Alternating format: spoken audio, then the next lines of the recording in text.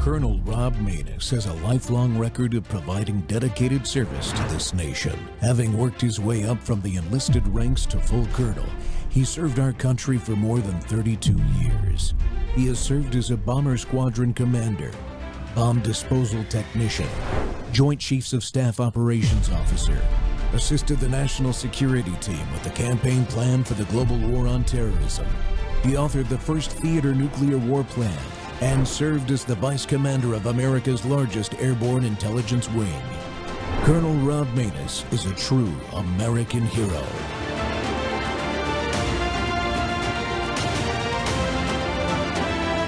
This is Rob Maness Live.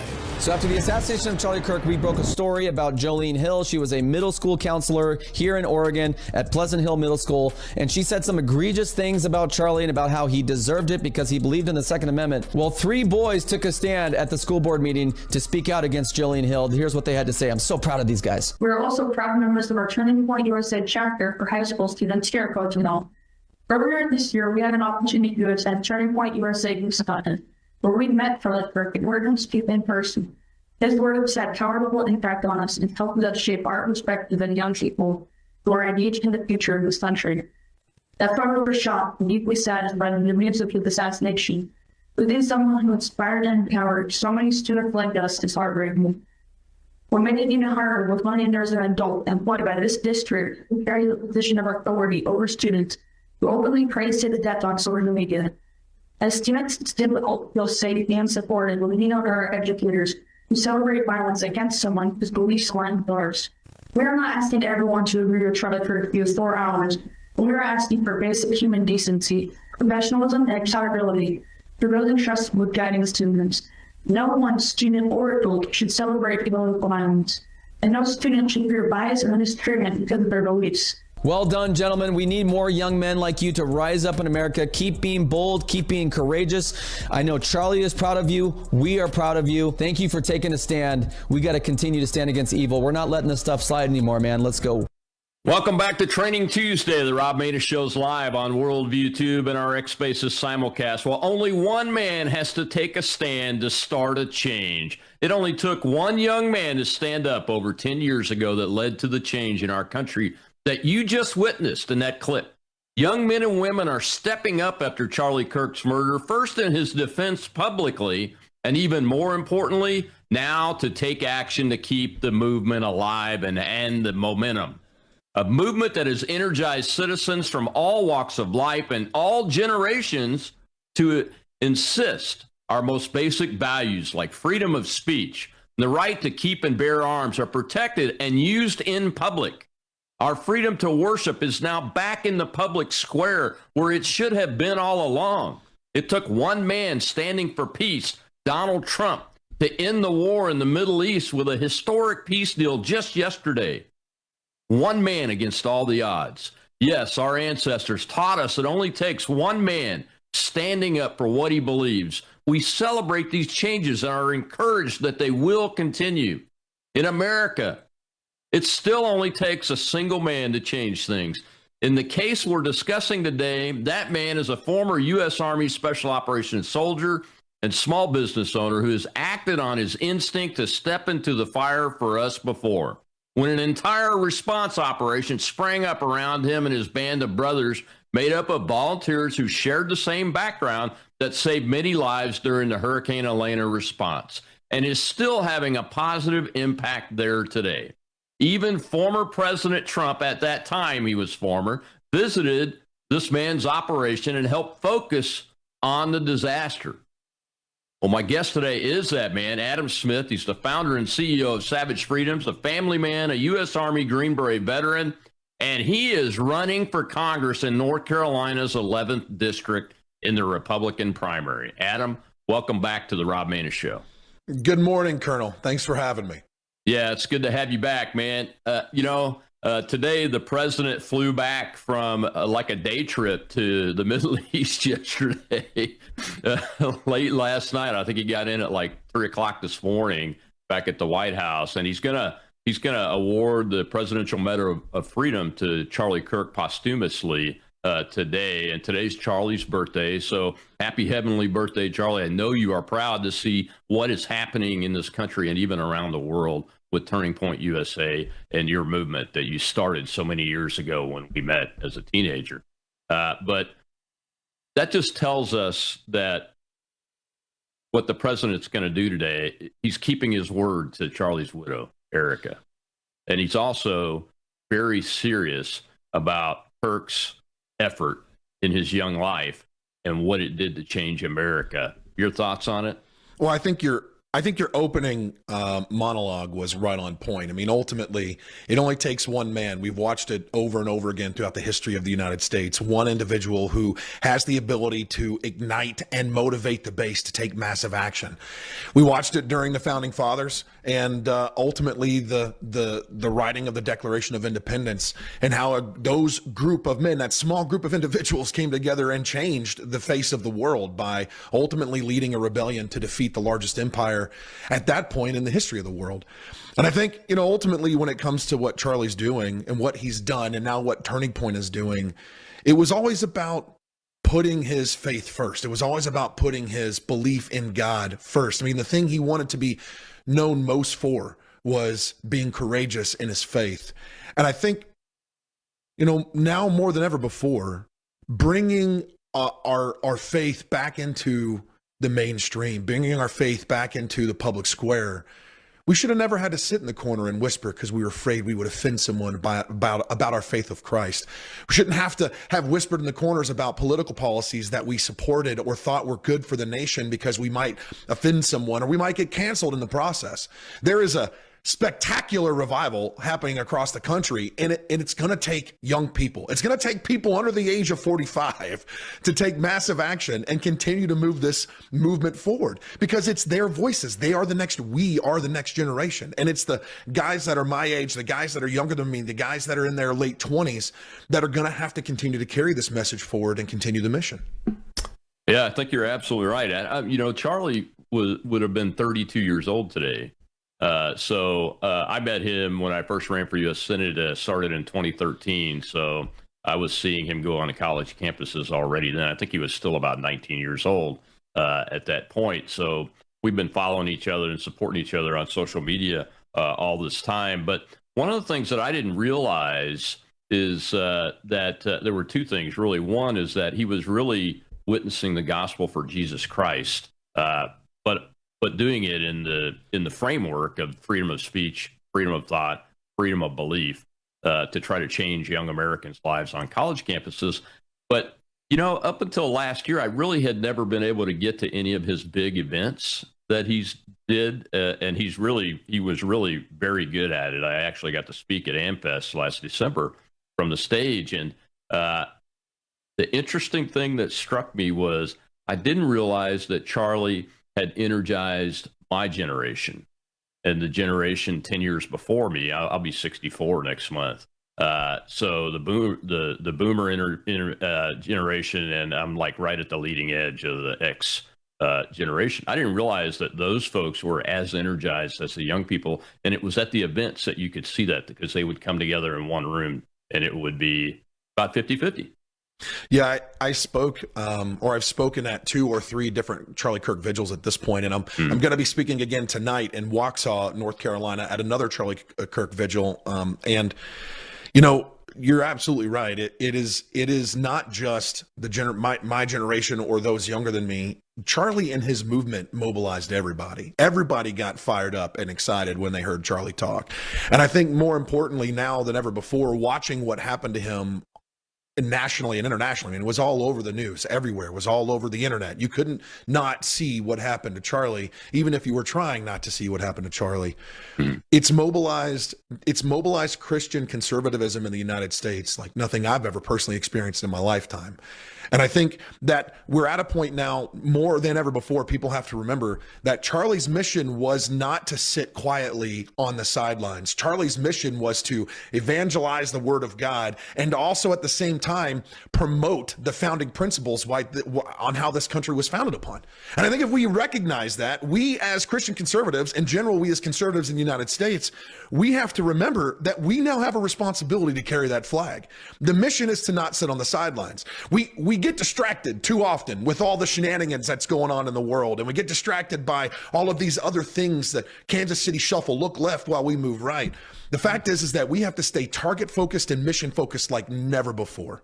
And that targeted mission is to remember that the fight for the moral soul of our country is a 24/7 effort. And it cannot just be conducted by individuals who sit in seats of power or seats of office. It has to be conducted by every single American who believes in the foundational principles of this country, to mobilize themselves, to take personal action, to engage in civic discourse, to engage and have knowledge about the current events of what's going on, understand how the government functions in general, and change at the lowest level possible.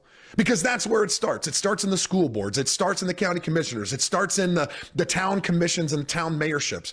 If we can change at that level, then we have the ability to change power at the top. But the only way it happens if we remember that this mission to exercise our rights and our freedoms every single day, to not sit quietly on the sidelines and abdicate our voice to an opposition that won't sit quietly on the sidelines, who has proven over and over again that they'll do literally whatever it takes to manipulate the mass, to manipulate the message in order for them to win and maintain power and strip the rights of the people away every single day. That was Charlie's mission. He just did it in such a unique and I would say dignified manner that we don't see that often. Yeah, he reminds me of, and I'll be honest, the part about witnessing the gospel almost got past me. I mean, I started to notice it really after he became a husband and a dad is when it first came out. But he was doing it all along. If you go back and look at even the clips that I've seen that about the time that he and I met years ago, he was still doing it, but it wasn't as prevalent because, you know, he wasn't talking about being a husband and a dad and going out and having kids, you know, and saving the world. That basically, that was his viewpoint. Go out, get married, have children, save the world. That's what he was talking about at the end there. At the very last moment, he was absolutely talking about doing that very thing in a place that he loved doing it at. But what's interesting, and before we go to this first break, I want to get your take on it. But what's interesting is that the British in the Independence War days, in the run-up to that, came up with a derogatory term called the Black Road Regiment that they used for pastors that were preaching liberty from the pulpit. The pastors took that on, and when the revolution started, they literally took their black robes off in the pulpit to show their Continental Army uniforms and went off to help fight the War of Independence. But that network of pastors is something that we've been missing. And that's what Charlie really was doing, was being the messenger, not just for Christ, but for liberty, which is the most basic core value, reason for being of our entire concept here in the United States of America. And he was doing it in such a way that the pastors of today, most of them, don't even recognize it. I can't tell you how many church services I've been in, but where the pastor hasn't mentioned Charlie Kirk in the last month. And when you asked them about it, my wife did this very thing.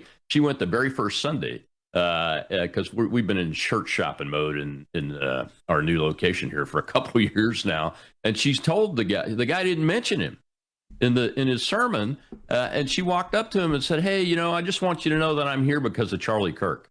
I decided to come back to this church and give you guys another shot because of him. Why didn't you mention him in your sermon?"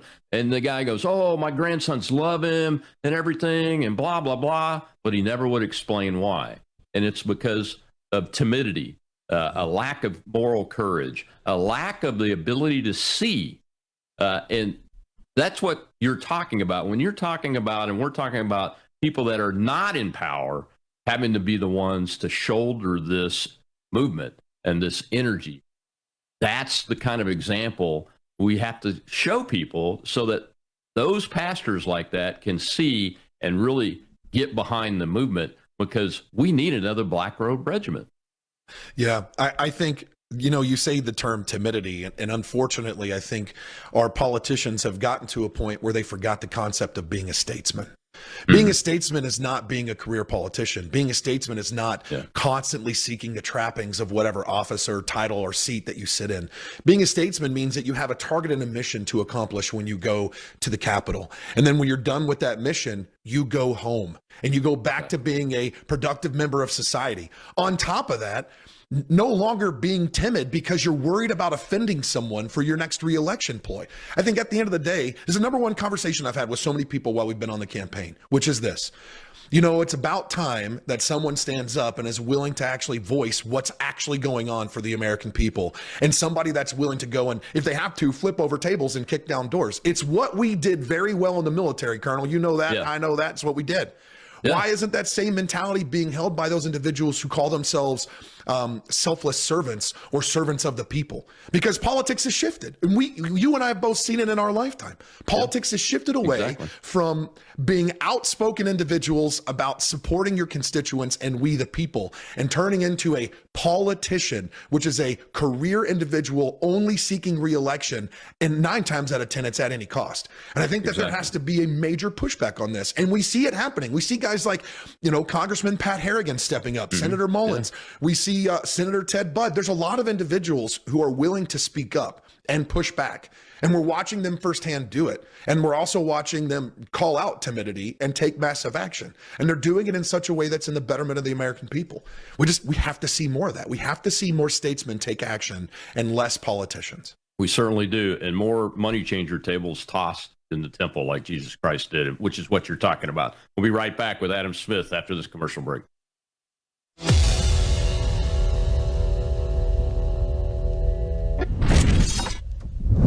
You woke up with a sore throat and a low-grade fever. You know you are getting sick, so here's your choices. You can get sicker and miss work. Try to see a doctor this week, or sit hours in a crowded waiting room at urgent care. I have a smarter option for you. Open your medical emergency kit. Match your symptoms to doctor-recommended prescription in your booklet and take the right meds now and get well faster. This is not a first aid kit. It's like having an urgent care in your home. It includes doctor-prescribed medications to treat over 39 medical issues like respiratory infections, strep throat, pneumonia, UTIs, and more. No waiting to see the doctor and no standing in line at the pharmacy. It's right here. Every home should have at least one medical emergency kit, and here's how to order. Go to worldviewhealthcare.com. Your kit to treat dozens of common and serious illnesses is rushed to your door. worldviewhealthcare.com. That's worldviewhealthcare.com. The emergency kit available at worldviewhealthcare.com. Make sure you don't have to go to urgent care. I got pneumonia. I didn't have to go. I took this last year. Stayed at home. Went to bed.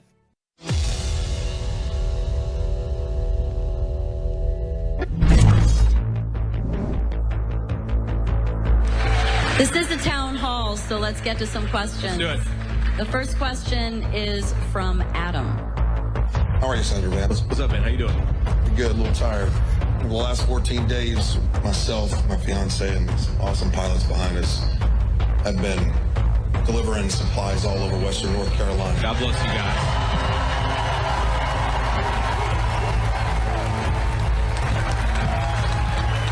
God bless you all. We love you. We're proud of you, and we're so grateful to you.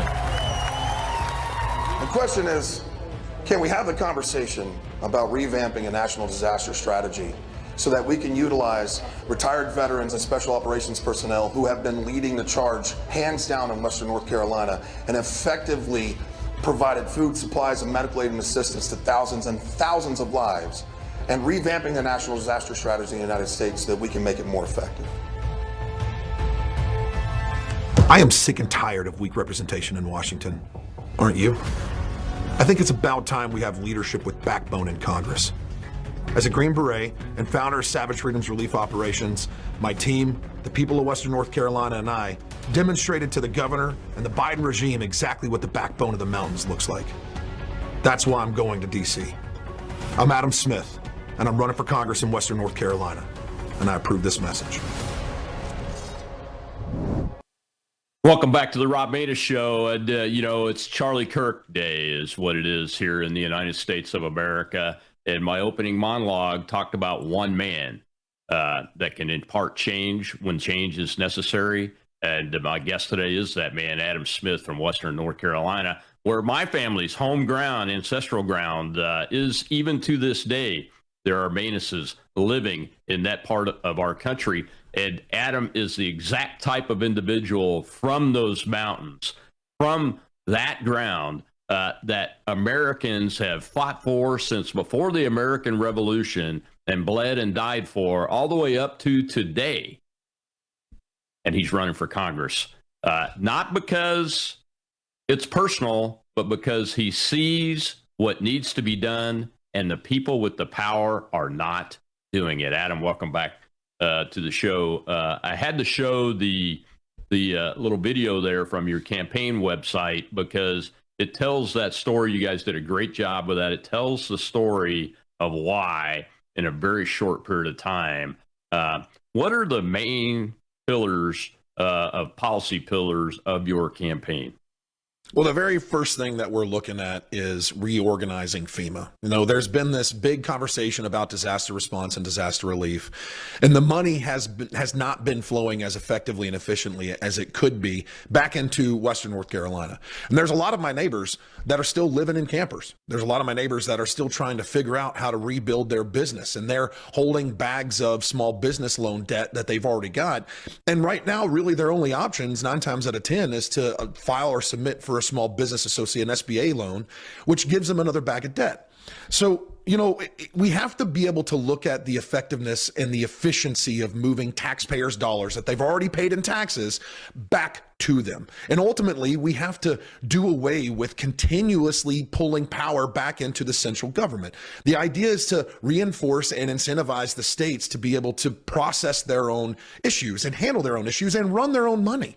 And so reorganizing FEMA is a major, major, major priority, as well as getting the dollars to flow in a more fluid manner. Look, we're talking about $55 to $65 billion worth of damage in Western North Carolina.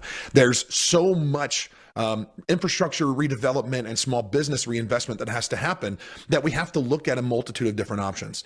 President Trump in his first term decided to use these things called opportunity zones. Phenomenal concept, great tax incentive for small business development.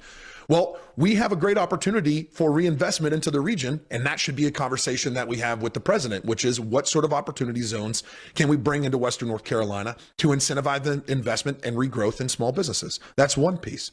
That's one of the biggest focuses. The second biggest focus, more than anything else, is business and industry. Industry has been fleeing Western North Carolina for a very long period of time. And in the process of that leaving, we've lost jobs, we've lost revenue, and that revenue has shifted over into primarily being tourism revenue.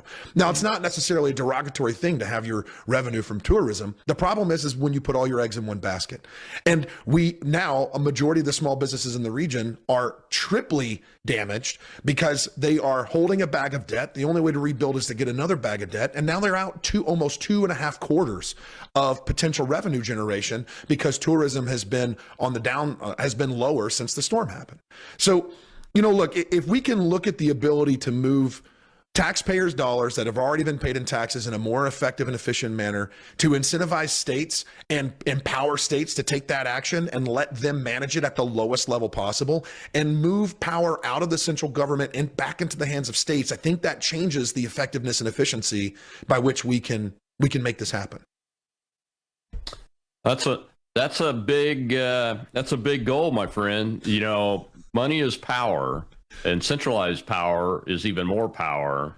And the yahoos that are career politicians up there in what my friend Mike Church calls Mordor in Washington, D.C., what I call the swamp, is the central organ of power that is husbanding those dollars that you're talking about, that you and I have paid and your voters have paid already in. And how dare you want to bring that back to the state where they were paid into to do the right thing and give power back to the people? Look, President Trump and this administration has already taken massive actions to reduce spending at the federal level. Now, I know everybody said the big, beautiful bill came out and it added another $3 trillion in spending.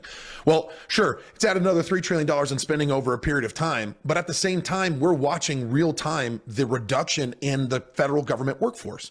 Mm-hmm. We know that it becomes a problem when the federal government employs more people as a whole than any other business in the country combined. That's ridiculous. That was never the founding fathers' intention when it came to the formation of this country. So if President Trump and this administration can reduce the workforce, reduce spending, and ultimately negate the so-called necessity for more taxpayers' dollars getting pumped into the federal government, then maybe we should reconsider how many taxes are being told onto the American people and let them keep their money and keep their money at the lowest level. I'm 100% certain that the American taxpayer knows how to spend their dollar better than the state or the federal government does.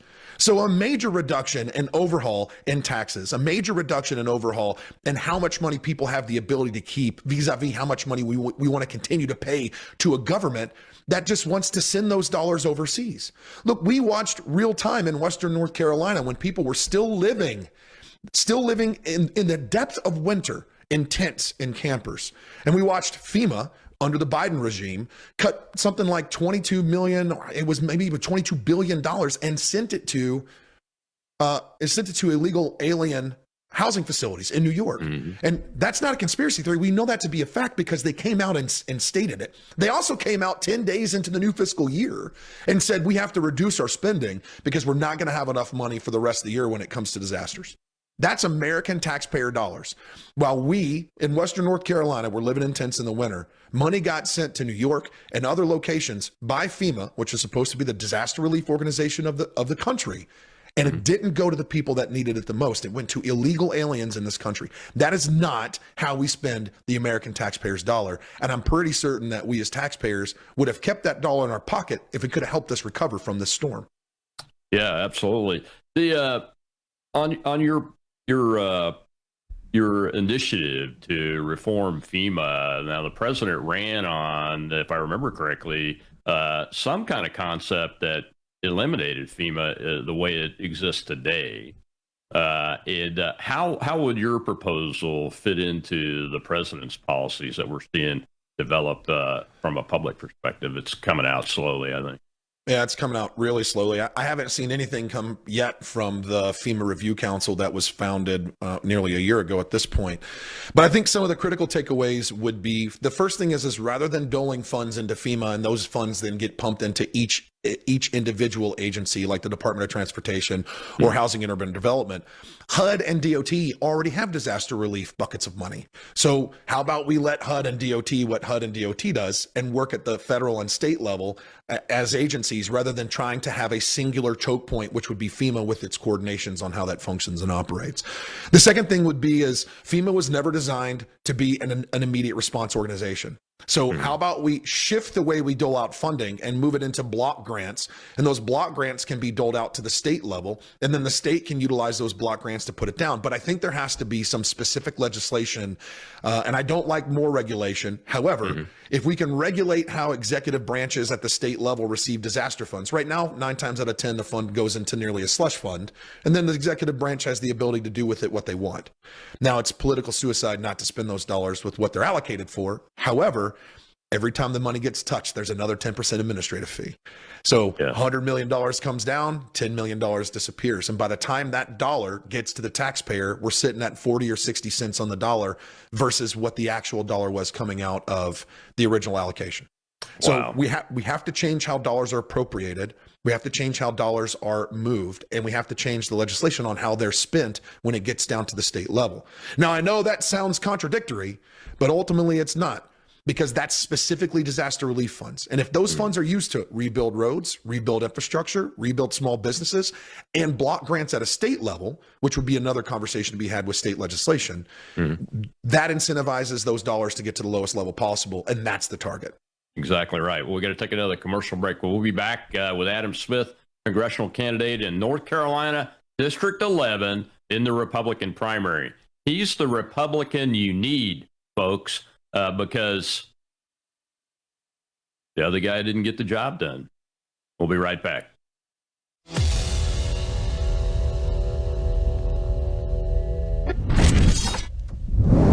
Hello, I'm Brandon House. I want to thank you for all your support at wvwfoundation.com that helps make possible pushing out 24/7 content for free. Without your support, we'd have to put it all behind a paywall. But thanks to you and your support through our foundation, we're able to push it out for free as a broadcast service and broadcast ministry of WVW Foundation. Please consider going there and setting up an automatic monthly contribution, or go there and make an occasional contribution. If you prefer to support us through the mail, you'll find our mailing address there at wvwfoundation.com. You can also call and make your contribution over the phone by calling 901-825-0652. That's 901-825-0652. Again, all these details are available at wvwfoundation.com. Thank you for your support as we try to help people around the world understand the times through the lens of a Christian worldview.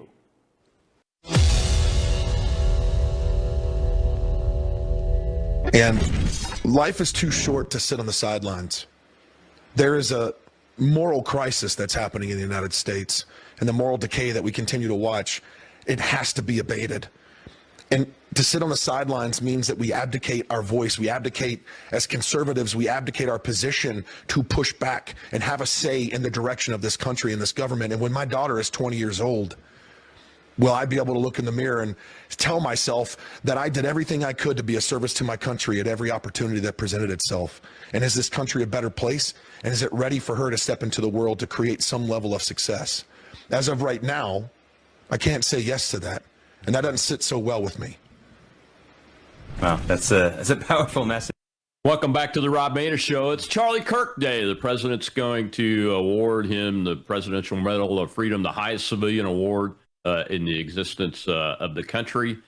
Today, on his birthday, or his 32nd birthday today, because he's an American patriot that sacrificed his life for the basic core values of things like freedom of speech, freedom of assembly. And we have to find those men and women that are willing to step into the arena. And that arena is the political arena, the arena that Teddy Roosevelt spoke about in his poem, The Man in the Arena.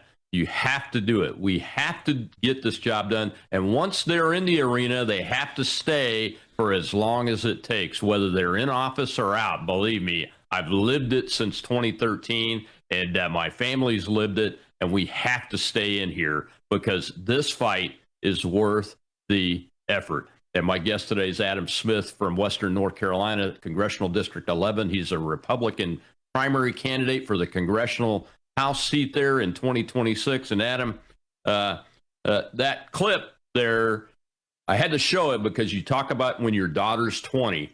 My youngest son turned 21 today, or a couple of days ago. And that's what I was thinking about when I decided to run for office. So you're doing this for the right reason, is my point there. And that's important because it's going to get rough. It's going to get tough. You said in the first segment that you mentioned manufacturing needing to come back to Western North Carolina and the entire state of North Carolina. What kind of manufacturing was there before it all went to tourism? Well, you know, interestingly enough, we still have a few manufacturing companies that are quite large. Baxter, which is the #1 manufacturer of all IV products for the most part in the United States. There's a Pratt & Whitney location that's in Asheville. But before that, we had paper mills and we had lumber yards and we had blanket factories and we had, well, there was a multitude of different major industries that were in the region that didn't just provide jobs, but provided jobs and community. I mean, the whole reason why the city of Canton really exploded and grew was because of the paper mill that was there, that has been there for nearly 110 years. That's recently was shut down in the last couple of years. And so, you know, that's the industry piece. But, you know, to your point, when you said your son just turned 21 and I talked about my daughter, I think every parent believes that their children deserves better. And I think that every parent, and I really do believe that if they're a good, true, legitimately good parent, then they want better for their children and they want to be outshined for their children. The question that we have to ask ourselves is, are we doing enough? And Every night I go to bed, I have a pit in my stomach because I feel like I haven't done enough that day. And when I wake up in the morning, the next morning, I have this, it's not panic or anxiety, but it's this drive, this something inside that says, get after it because you have to do more today. And when my daughter is 20, the question will always be asked. And I will always ask the question. I ask the question every day now as it is. Have I done enough to be a good father? Have I done enough to show up in my daughter's life? Have I done enough to prepare the world for her, not the other way around? My daughter is going to be prepared when she steps into the world. Her dad is a former Green Beret. Her mom is a super fit, extremely intelligent lady, like phenomenal woman. My daughter is tough. She's the princess tomboy. She likes to run around in her princess dress, bare feet outside. But the real question is going to come down is, have we prepared the world? And that requires us to be engaged. And that requires us to do more than just to sit back and be quiet and want to be left alone so that we can go to church, go to work, and raise our family. It requires more than it requires a dedicated, consistent, and concerted effort of showing up, speaking up, and standing against what's happening in our country. Yeah, exactly right. So now that you have stepped into this political arena, what is your plan to win? Oh, man, that's a good question. We're just talking about this last night, actually, with the team. We had a veterans sit down last evening in Marion, North Carolina, to have a conversation about veterans advocacy and veterans issues. You know, at the end of the day, this is going to sound completely asinine when I say this, but win or lose, there's an opportunity to achieve a bigger mission here because it's a platform and an opportunity to spread a message. And if we can unify the base and mobilize them, that's really what this boils down to. And we get people to get back into praying before they eat and sitting down with their family and having these kind of conversations. But ultimately, the plan to win, well, I don't want to give away too much strategy on public space because I don't want to give that away to the incumbent. But our plan to win is to mobilize a massive grassroots effort, which is the same thing we did during the storm. And we are boots on the ground. And I say that not tongue in cheek. Every single day, I am somewhere in the district. This afternoon, we're going to an event in Clyde. Yesterday, we were in Marion and also in Hendersonville. The day before that, we were in Haywood County. The day before that, we were in Transylvania County. The day before that, we were in Polk County. So this is going to be a massive grassroots effort. This is boots on the ground, walking around, shaking hands, and listening to people. The number one piece of information we've gotten about the incumbent is that he doesn't show up or he's not present and he's hard to get a hold of. Cool. Got it. If you want someone to show up and listen, we'll show up and listen. Again, I don't even have to give you feedback. I'll just listen to you because if it's an issue, I want to hear the problems. But I also want something more than that. And this is something I don't think most people talk about. I don't want to hear just problems. I want to hear possible solutions. And when people say, oh, that's your job, I cannot stand when people are good at finding problems but refuse to offer some semblance of a solution, even if it's a bad solution. Yeah. My team sergeant told me, Adam, don't ever bring a problem to me unless you have 3 solutions. And they don't even have to be good, but you have to at least thought about how to fix the problem before you bring the problem to me. And in general, what we see from the American people is we see people pointing out problems and then asking the politicians, what are you going to do to fix this problem? And my very first question that I ask when I get asked that question is, what are you currently doing to fix this problem? Has it worked? Have you seen success? What were your lessons learned? Can we replicate this and grow it so that we can use this same solution all over the district, not just in your one location? And that's the piece. Yeah, that's very interesting because not much has changed in the arena since I last ran for office, which wasn't that long ago, but not much has changed.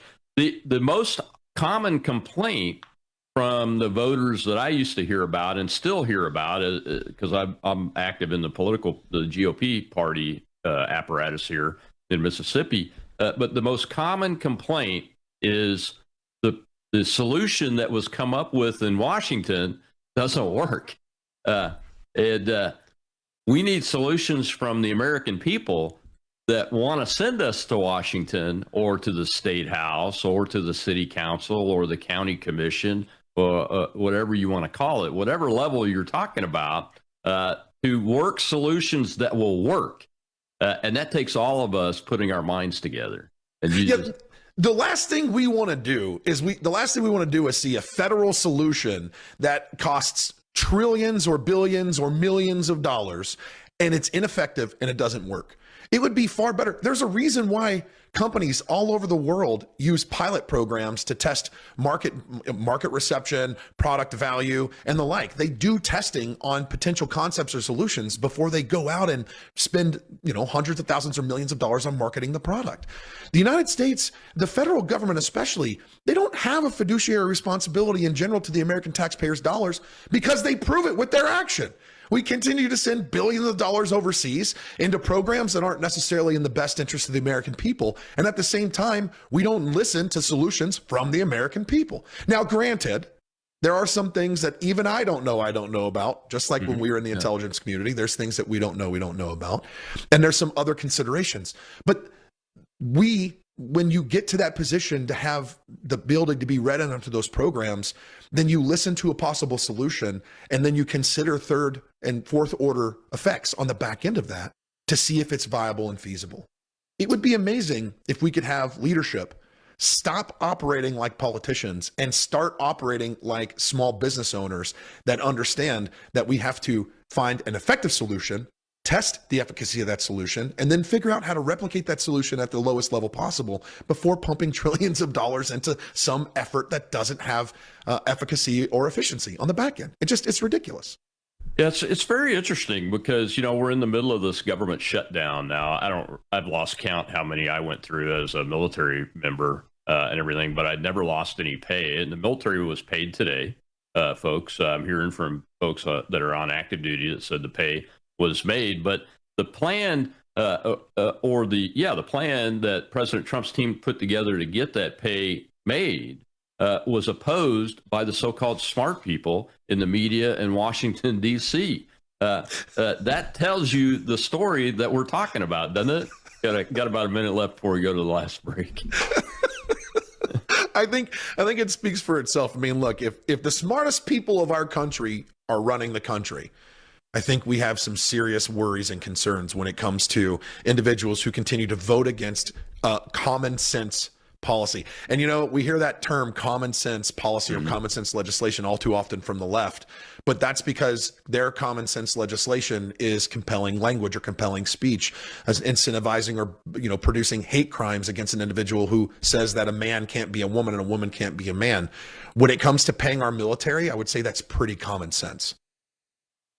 Yeah, it is very common sense, and that's what we see being applied during this shutdown, which I think is probably the best thing to happen to the American people because it's revealing the truth about so many entities, starting from Democrat Party officials, elected people, all in the folks in the media, all the way down to school teachers that unfortunately we have in our public schools.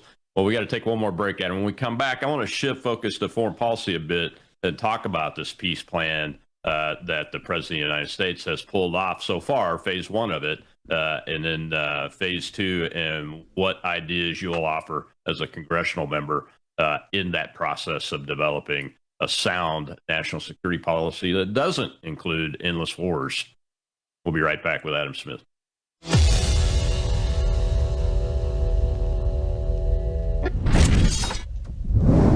News is moving faster than ever, and so are we. Worldview Tube brings you 24/7 live stream coverage and now real-time alerts when it matters most. Once you have the Worldview Tube app installed, exit the app and navigate your way to Settings. In Settings, locate the tab labeled Notifications. Select the Notifications tab. Scroll down until you locate the Worldview Tube app icon. Select the tab, and here you can turn on and customize your notification experience for the Worldview Tube app. News doesn't wait, and neither should you. Turn on push notifications to stay informed. Every headline as it happens.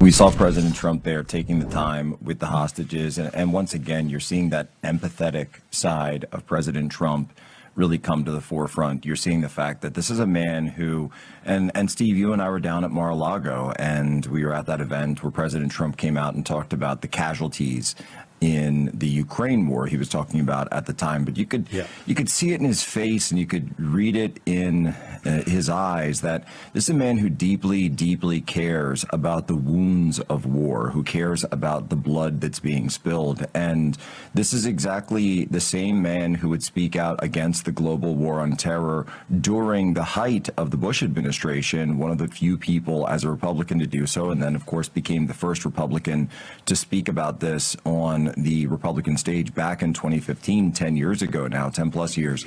And so he's been the person to say, look, it's time to actually put down the swords, to bring people home, to bring sons back to their fathers, to bring daughters back to their mothers. And it's so rare. It's so rare in politics where you actually get to do something that is just objectively good and an absolute good. And that's what he's done today. And it's Tuesday, October 14th. My guest is congressional candidate in North Carolina's 11th District, Adam Smith, former special operations soldier, a businessman, a family man, and he has stepped into this political arena. And, Adam, welcome back. The clip there really lays out the reason why I believe Donald Trump has been so successful with veterans like me, who was in the Pentagon on 9/11, fought and commanded in the GWAT, fought in the GWAT, the global war on terrorism, and has been devastated by what this country did with that debacle of a withdrawal from Afghanistan and wasting our kids' lives. And it's the reason why I entered the political arena in 2013. One of my platform planks was ending the endless war policies because it was hurting. It's hurting America. Instead of showing strength and providing deterrence to the really big bad guys like China and Russia, it's hurting America. It's hurting the free people of the world that yearn to live free, that aren't American, because it's strengthening our adversaries. Mm-hmm. And this president has accomplished something, I think, in the Middle East, and we'll see how the next phase 2 goes. But I believe the possibility is there because he has done two things. He has acknowledged that every human life is worth ending this stuff. And two, he has shown that he also has the strength to do what's necessary to stop people from killing others, including their own people, like what happened with the Iranians here a few months ago. And that combination is what matters in that part of the world and really around the world, isn't it? Yeah, I think it is. And I think if we look at what happened during the Biden regime globally, when it came to, antagonizing actions from emboldened enemies like Russia or countries like Russia, look, Russia's not super friendly to the United States. They haven't been since World War I. Right. This is true. We see the same thing with Iran. We saw the same thing with Hamas. Under Biden's administration, when Hamas conducted the October 7th terror attack, they did it because they knew there wasn't going to be major backlash from an invalid president at that point. Right. Prior to that, under Trump's administration, we watched the entire world kind of walk on eggshells most of the time because they didn't know what he would be willing to do in opposition to their aggressive action. So then we saw Russia make entry into Ukraine, which is another issue that is, in general, the logic around it is kind of beyond me when it comes to this battle of whether we should support, not support, where the money is going, not going. There's a whole lot of stuff around that as well. So what President Trump has done in the Middle East is definitively, it's something to be cheered because, look, Hillary Clinton came out and even gave congratulations to President Trump, and she despises the man. So if even Hillary Clinton can come out and say, hey, good job, President Trump, for making this happen, I think that there's something to be considered here. And I think rather than having this continued party line that we see all the time from the left bash President Trump and not even mention the fact that he was able to make this happen, it was President Trump, his administration, and a multitude of other nations that came together and sat down and said, this must take place. And Hamas finally towed the line, which is a phenomenal thing to see. Hamas, you have to think one more thing on this as well. the attack against Iran sent a very clear message to Iran and sent a very clear message to all of Iran's surrogates that said, this is what we will do. This is what we're willing to do to protect the national interest of the United States and their allies. And if you don't cut it out, you're next on the list. And I think Hamas heard that loud and clear. Yeah, I think so. And a lot of the so-called experts are wringing their hands today about this deal and about the posture of the United States. These are the same people that said, you mentioned Hillary Clinton, that Donald Trump's an isolationist. Well, when you look at that stage yesterday in Egypt, Sharm el-Sheikh, it certainly doesn't look isolationist to me. And that's what we've been saying all along. Just because we questioned and Donald Trump ran on ending the war in Ukraine as fast as possible, and we questioned the amount of resources, the priorities, those kind of things about that issue, doesn't mean we're isolationists. I mean, I believe in the old peace through strength adage. That's what I grew up on. It's what I saw work against the Soviet communists, against Soviet communism. I saw it actually play out and work both in my childhood and my adulthood in the U.S. military. I was an eyewitness to a lot of that and participated in some of it. So I will go with a concept that works, that doesn't require me to put my 21-year-old on a battlefield to try to decide where the eastern border of Ukraine and Russia is. That's not my problem. And so this president has this policy that uses the same words, peace through strength. I don't think anybody's going to agree with everything that he does or says or decides. That's impossible. But my goodness, it sure looks like what he is doing is best for the people of the United States of America. And in fact, even the best for the people around the world that want to live free instead of live under tyranny and oppression, like from Hamas and Iran. Yeah, I agree with you completely. And I think there may be some issues at the back end of this. I mean, ultimately, it's a ceasefire, and they've got a 20-point agreement that they're utilizing at this time. Yeah. But part of that agreement is to release prisoners from Israeli jails that have life sentences that 9 times, I think a majority of them have been arrested for heinous crimes. And we're going to put those people back into circulation. So I think that there's going to be some other issues on the back end of this. I think the initial ceasefire is a phenomenal opportunity to continue the conversation and to generate some leverage from the international community against Hamas as a terror organization and see what we can do to help rebuild Gaza and that region into something that could be better. I mean, look, millions of dollars, at this point, billions of dollars has been pumped into the pockets of the Palestinian Authority and Hamas and its leadership. And a majority of that money never made it to the people of Gaza. Not a penny. On top of that, we saw firsthand how aid relief supplies were coming into the region and being hoarded and cached away by Hamas and its personnel on the ground so that it could continue to starve its people as a political talking point in order to attempt to gain leverage. Think about this. If the president of the United States and all the senior leadership decided to hoard supplies from the American people all the way down to the state level or the county level in order to create some level of propaganda in opposition to an enemy that's ideologically opposed to your religion, your faith, and living on earth in general, the American people would raise up. They would raise up in such a way that the Civil War wouldn't even be able to touch what would happen if the American people found out that took place. And yet we still don't see that level of pushback from the people in Gaza right now when it comes to Hamas and its leadership. So I think there's going to be some further consideration and conversation that has to happen on the back end of this, because I think there's still going to be some problems over the long term when it comes to Hamas's role in the region. Yeah. What I like about the plan is that it involves primarily Arab Muslim nations that have never stepped up before because they haven't had the space. And I think President Trump's approach has created the space for them to be able to do that so they can exercise their will and their power. And that's what I'm hoping. I know hope is not a course of action, but I see that as that's opening the door to get the Hamas solved, which really has to be that Hamas can have no more political or military power at all ever again I think in any way whatsoever. That's going to I think that's going to be a critical piece. That has to happen. And to your previous point, I just want to add, the idea that when the world devolves or countries devolve into kinetic warfare, that the United States has to immediately throw troops into the fight is this concept that we have to move beyond. Right. Yeah. The way we handle the situation, with President Trump and the administration has handled the situation through diplomacy, through realpolitik, by applying economic sanctions, and also demonstrating the projection of geo-military strategic force and power around the world.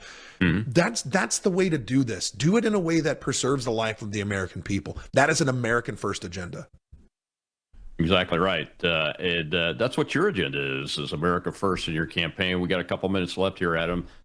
Let's talk about where you want to go with the campaign, what's next on the horizon, and how folks can get to help you. Well, first, if you have an interest in learning more, you can go to adaminthehouse.com. There's another Adam Smith who's currently a sitting member of Congress who's from Washington State. He's a Democrat. That's not me. Also, the big push right now is just getting out and shaking hands. We want to invite everybody to come out and have a conversation. We want to invite you to come to these events, which we post on all of our social media, and we're working on getting the website up to date and ready to go. So it also has these dates on there. But come out, come. If you don't agree, come protest. If you have a conversation or question, come ask it. Have a conversation. I want to hear from the constituents, my neighbors that live here in Western North Carolina. I want to hear what your problems are. I want to hear what your solutions are. I want to hear what you most fear. I want to hear what you most enjoy about being in Western North Carolina and the life that we get to live here in the mountains. So the next step on this great endeavor is actually we're doing a trip to DC in a couple of weeks to have some conversations up there. And then we'll be coming back to continue on the campaign trail with a multitude of meet and greets and town halls all over the region. Well, thank you very much for your time today. I know it's a lot of time for a candidate to come on a show for an hour, but we appreciate it. We appreciate what you're doing for Western North Carolina. We appreciate what you've done for our country so far and what you're going to do for it in the future. Full transparency, folks, my PAC, Gator PAC, is backing Adam Smith here, and you can go to gatorpac.com, make a $5 a month recurring donation to help out with that effort. But definitely go to his campaign website and make a donation and support this man, because we need him in the United States Congress. Thanks a lot, Adam. Yeah, I appreciate you, Colonel. Thanks for having me on, man. Thank you. Well, tomorrow's Whistleblower Wednesday. 2 guests. First 30 minutes is Cliff Maloney. You remember him from the Pennsylvania Chase operation that he and Charlie Kirk did that won the presidency for Donald J. Trump. Well, he's doing New Jersey Chase now, and we're helping him with that effort. We're going to want to get some news out on Jack Ciattarelli's campaign for governor. He almost won last time. President Trump's behind him. The whole team is behind him. Got to get it done. And then from Arkansas, retired Army Colonel Conrad Reynolds is going to be here to talk about the political persecution because he wants paper ballots and hand counts in the state of Arkansas coming from a Republican attorney general. I'll see you then.